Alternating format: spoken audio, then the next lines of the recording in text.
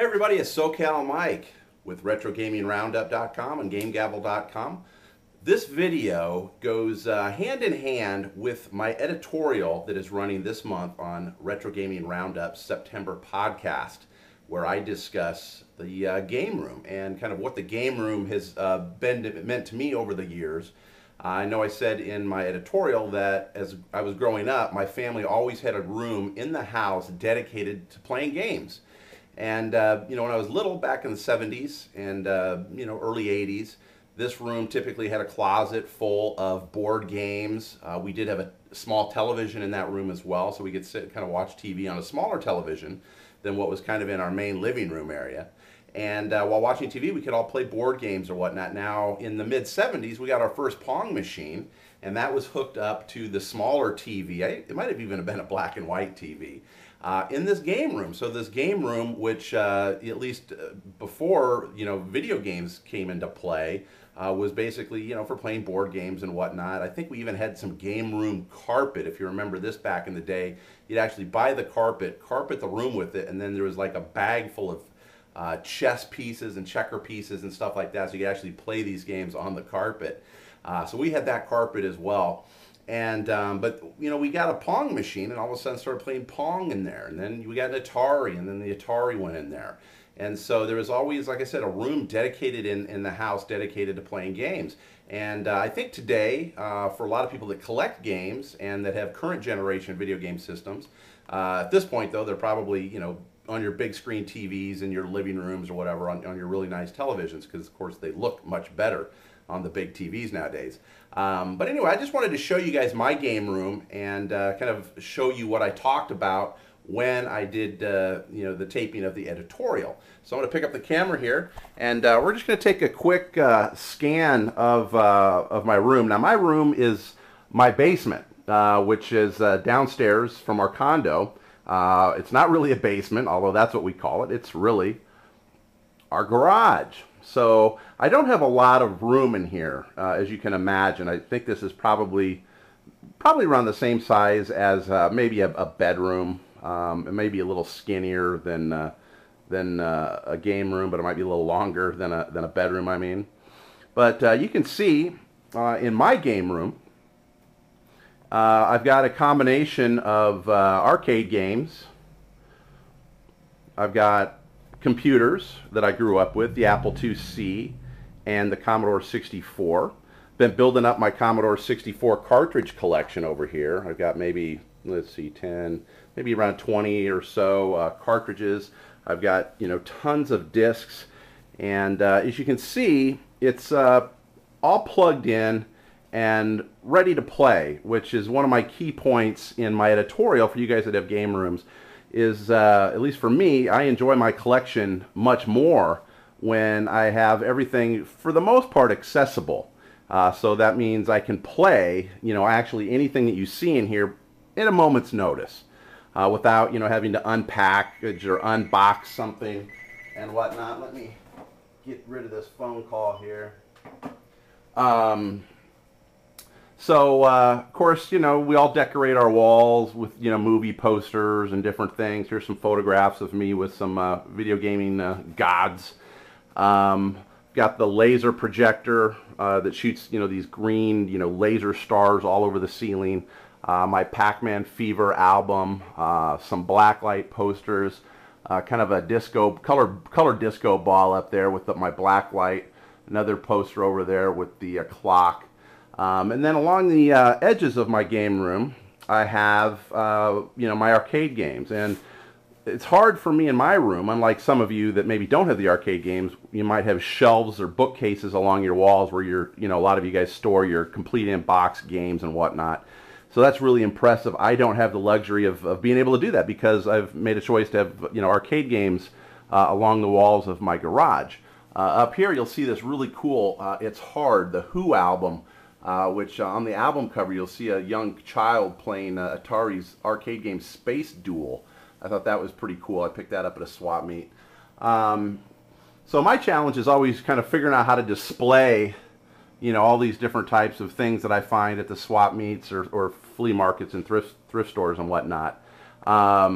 So my light went out in the back there. I'm going to open up my garage and get that light back on. So anyway, continuing on, you know, I've got my arcade games here. Now, I've only got one outlet in the back there.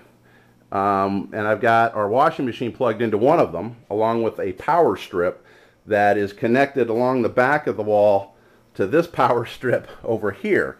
And this strip, for the most part, I can, you know, plug in, you know, my Apple IIc. I might have to unplug my Commodore, because the Commodore takes up, you know, a monitor plug, to like 3, maybe even 4 plugs, because I've got behind the games here, I've got a switch box that you can't see. So there might be like 4 plugs associated just with the Commodore. So I might have to unplug that in order to plug in my Apple II. But the bottom line is it just takes me a minute and it's all accessible.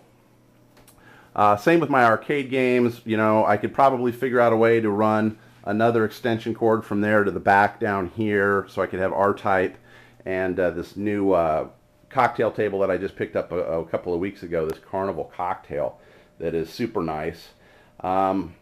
Right now I've just got my pachinko machine kind of sitting back there in the corner, but it's a really kick-ass old school pachinko machine. I've got my stereo up here. This is something I just picked up at the swap meets. It kind of sort of works. The radio works fine, but the record player needs a little bit of help, so I've been trying to find, actually I found a guy down the road that fixes old record players, so I just been meaning to pull that in and take that into him. I picked up these really cool little bench seats at Target. I think these are like 15 bucks, but they're actually really solid. They look like they're flimsy, but they're really solid, they're really comfortable, and I'm storing my albums, you know, inside there. And I think, you know, you can store other, you know, video game stuff, you know, in them as well. Now, continuing around to the back of my garage, this is the TV that I've told you guys about that I was real fortunate enough to find this. Somebody out in our condo complex just had this thing sitting out behind their garage with a sign on it that said, "Take it, it's free." So, of course, I took this thing with basically to do what I'm doing with it right now. I was really impressed with this TV because it's got one video in here. It's got 3 video ins. There's 2 on the back and 1 in the front. And then there's also 2 antennas, the old school, you know, threaded antennas, which, you know, I've got my Atari and everything plugged in. So what I've got over here is my JAG. It's kind of hard to see. And then back in here, I've got, again, it's kind of hard to see, but I've got all my Super NES games and N64 games, probably about 20 to 30 games for each of those systems. I've got this cool kind of swivel case that holds, looks like, around 30 to 40 Atari games on each, you know, on each side. I've got my DVD player to play my 80s videos down here. You can't really see it, but under here I've got my my Atari 2600, my N64, a Super NES, and then on the right side, back down there, kind of buried in there, there's a Sega Saturn down there. So I've basically got 5 or so systems, all pretty much hooked up to this TV, so I can, again, play them at a moment's notice. Now, I might have to unplug one system to plug in the other one, but essentially they're all there and playable. I've got this blue case down here, which is just full of kind of rarer, harder to find Atari 2600 games. And then actually down under here, under all of this crap that's all going to go to the SC3 raffle here on Saturday, so all of this is going to be moved out of here. I'll actually have another space for another arcade game here when this is gone. But underneath here, I do have a box full of complete in-box Atari 2600 games. It's a pretty rare one, so there's probably about 40 or 50 of them in there, including, I think, a pretty much complete Activision box collection, which is awesome. My box Vectrix, there's probably about 15 or 20 games in there, almost all of the games for it with overlays, so that's pretty cool. You know, I got to store things on top of my arcade cabinets.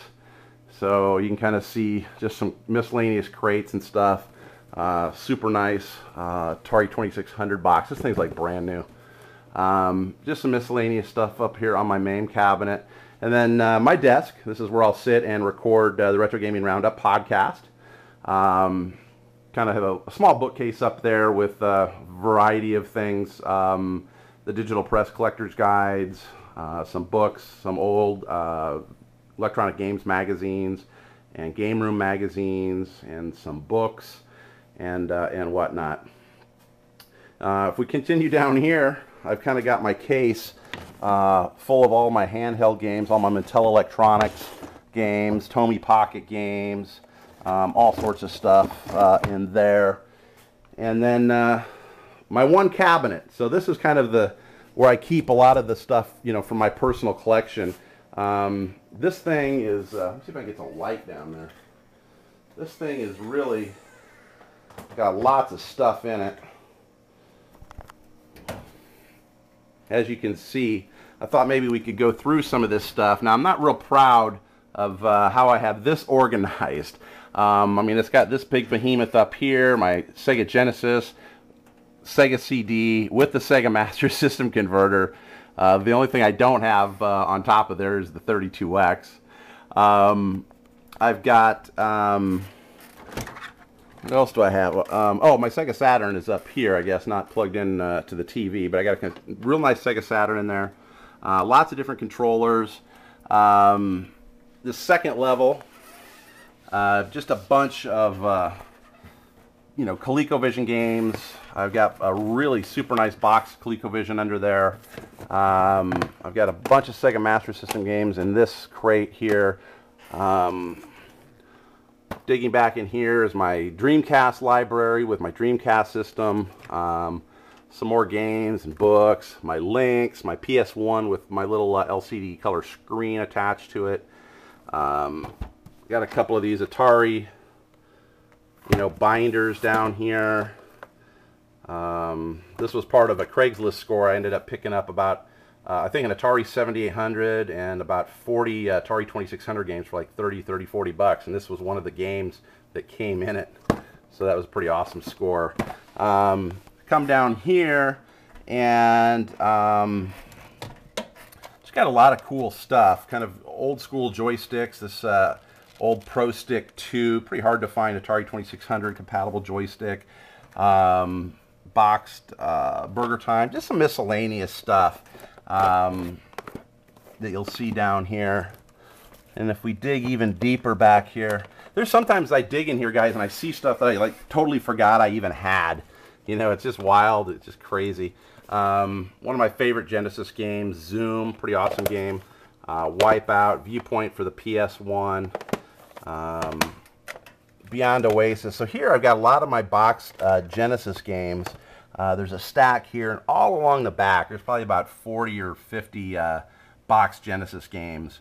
That's, you know, some pretty cool stuff. Some pretty cool stuff back there. I wanted to see, I thought I had a pretty, well, let's dig in here and see what we can find, guys. I think there's some cool stuff. That was a big bag of Hot Wheels. Let's just dig back here a little bit. Oh yeah, shit, I totally forgot I found this at the swaps for $5 not too long ago, this Lupin, Tomy Lupin game. You'll see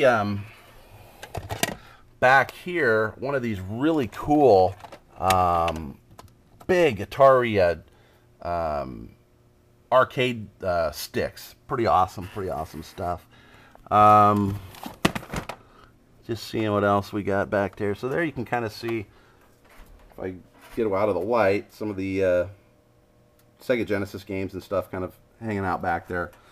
Got some Jaguar games in here. I got my Timex Sinclair computer back in here. You know, this stuff's basically accessible. You know, if I wanted to play this stuff, it wouldn't be that big a deal to take that brick of a Sega Genesis out and, you know, hook it up to the TV and play it. Same with the Dreamcast or the ColecoVision or whatnot. So anyway, that's kind of a look at my game room. I'd love for you guys to go in the forums and, you know, post pictures of your game rooms, your arcades, no matter how big or how small they are.